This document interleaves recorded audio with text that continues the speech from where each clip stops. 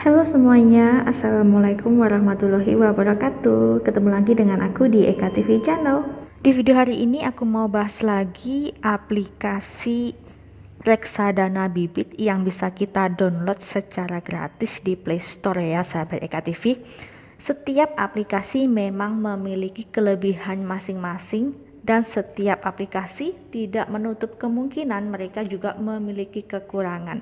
So, kita bahas kelebihan dan kekurangan aplikasi bibit. Simak ya. Sebenarnya di sini itu yang saya maksud bukan kekurangan di aplikasinya, tetapi lebih ke investasinya yang bisa kita sebut atau biasa disebut sebagai resiko. Resiko setiap investor yang melakukan investasi. Nah, buat teman-teman yang masih pemula dan mau daftar bibit, jangan lupa untuk masukkan kode DWIWA. Nanti saya taruh kodenya di deskripsi supaya kalian itu dapat cashback sebesar Rp25.000 yang akan masuk ke aplikasi bibit kalian. Setiap investasi itu pasti memiliki resiko ya sahabat Eka TV, entah itu resiko rendah, sedang, ataupun tinggi. Nah, setiap investor itu pasti memiliki resiko berbeda-beda dari investor lain ya teman-teman. Pola pikir kita, emosi kita, dan lingkungan sekitar kita mempengaruhi tinggi rendahnya resiko yang bakal kita dapat dari investasi saham ataupun reksadana. Dan enggak setiap orang itu cocok berinvestasi di reksadana ataupun di saham. Contohnya nih, kamu orangnya nggak sabaran, emosian, tetapi kamu nekat ingin berinvestasi di reksadana ataupun di saham.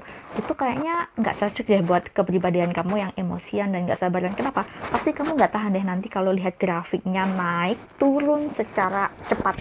Kalau di investasi itu kan memang naik turun grafiknya itu secara cepat ya, bukan hanya hitungan hari, tapi hitungan menit, bahkan detik itu pasti naik turun grafiknya.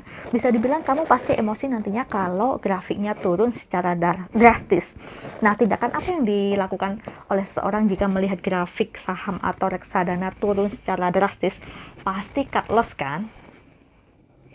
Sebenarnya kalau kita melakukan cut loss hanya karena grafik yang naik turun secara cepat per harinya bahkan per menitnya, sebenarnya kamu ruginya di situ. Kenapa? Itu hanyalah kerugian sementara, bukan kerugian permanen ya teman-teman. Jadi di saat grafik lagi turun nih, pasti kalian bisa naik lagi, pasti grafiknya pasti naik lagi.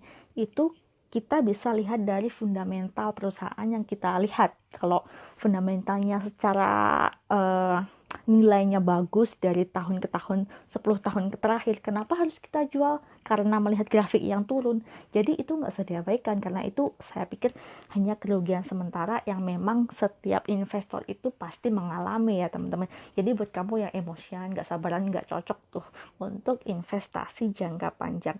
Kayaknya lebih di trader deh kamu.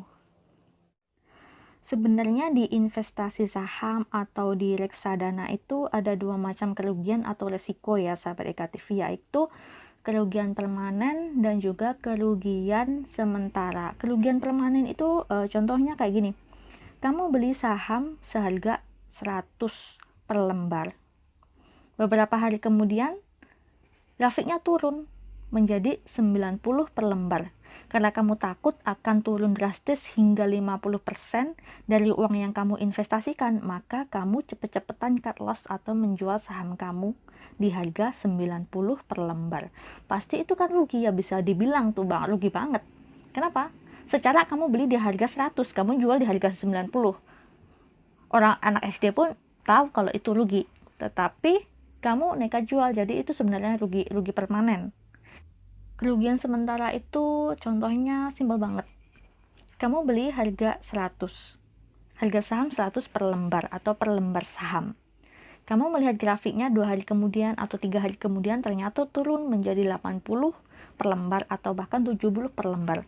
Tetapi kamu biarin karena kamu tahu fundamental perusahaannya bagus. Nggak mungkin dong perusahaan yang fundamentalnya bagus bakal turun terus harga sahamnya. Jadi kamu percaya pada fundamental perusahaannya, pasti di kemudian hari akan naik lagi. Karena naik turunnya harga saham atau reksadana itu banyak banget yang mempengaruhi, seperti kayak demo politik, pemilihan presiden, semua itu pasti mempengaruhi harga saham atau reksadana ya teman-teman. Jadi kalau kamu tetap tenang di situ dan kamu yakin pada fundamental perusahaan pasti baik, pasti harga saham akan naik lagi. Itu hanya kerugian sementara yang kita alami. Jadi itu hanyalah perang emosi antara kita dan emosi kita aja. Jadi kalau kamu tetap tenang di gejolaknya harga saham yang naik turun, kamu pasti sukses deh di situ. Jadi bisa disaranin untuk investor pemula, saya pun juga pemula, nggak usah lah ya kita lihat grafik saham setiap hari, bahkan setiap menit, setiap jam. Karena kenapa? Itu pemacu kita untuk berperang dengan emosi kita sendiri.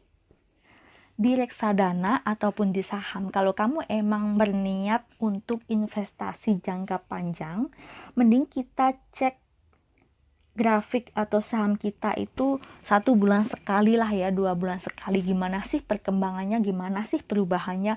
Gak usah kita buka setiap menit, setiap jam, setiap detik, karena itu akan merugikan diri kita sendiri ya, kayak psikologisnya terganggu, juga emosinya naik turun, darah tinggi pasti.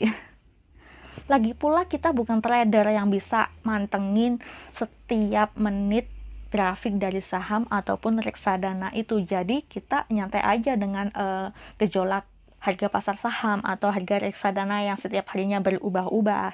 Jadi singkatnya, yang bisa kita ambil dari penjelasan saya adalah tinggi rendahnya tingkat risiko yang kita terima itu tergantung dengan emosi kita menilai bagaimana saham itu bekerja. Tetap tenang walaupun harga saham lagi bergejolak naik turun di pasar saham. Oke, itu tadi adalah resiko di investasi reksadana ataupun saham. Untuk kelebihannya sendiri di aplikasi Bibit, ini sebenarnya udah saya jelaskan di video yang lalu ya teman-teman. Bibit itu memiliki robot advisor yang bisa merancang portofolio kita, kemudian dia juga sudah terdaftar di OJK, Otoritas Jasa Keuangan. Kemudian di Bibit ini juga ada manajemen investasi yang udah terpercaya yang bisa mengelola dana-dana kita.